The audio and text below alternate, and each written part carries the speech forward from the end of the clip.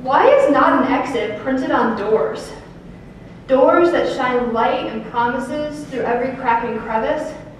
You see, I looked under these doors, and I saw you, scratching around, clawing at the corners, eyes wide, in a way that reminds me of the cats when as a child I would trap her under the laundry basket.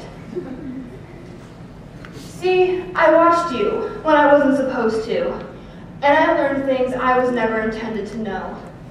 You were young, not one of the smartest, but definitely one of the prettiest. Slept around, boozed around, fell into true love once and had your heart broken. Married your rebound man and followed him to where no one could help you. You tied yourself to him with wedding rings, debt, and the zygote that became your son. You screamed for help, only to have your cries stifled by the gag you tied yourself. When they brought you home, you couldn't stand on your own 2 feet, and instead of going to court, you settled for 50-50, started smoking, and got back together with your high school boyfriend. Your life found routine. Take son to daycare, then yourself to work, where you could man the desk while your boss would fuck all the delivery men in the back of their trucks. Then to the grocery store to get groceries for your boyfriend, who spent the day in his basement in a cloud of marijuana, to pick up your son from daycare, and in the morning start over again. But that routine didn't last long, because next came the woman-hating Jesus freak, who told you the rest of your family was going to hell, but you could still be saved.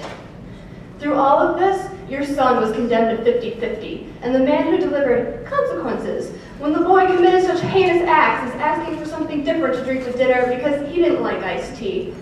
All throughout, your family watched, and you drew in close those who sympathized, those you could cry to, and alienated those who grew tired of your constant complaints, who grew tired of your refusal to help the little boy who grew more angry and more violent every day and began to lash out in ways a child just shouldn't.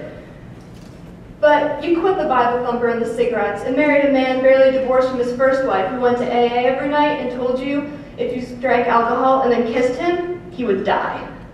Your life found routine. You were a wife again, a mother, had a daughter this time, but in the back, fronts, and sides of your mind there was him, the only man to completely occupy your thoughts for the last 12 years. The man who terrified you, the man you left a sobbing child with 50% of the time, a man who threw your routine into a tailspin when he decided that pharmaceutical representative was just about the same as doctor, and he need not only touch your son's penis, but teach the boy how to jack off.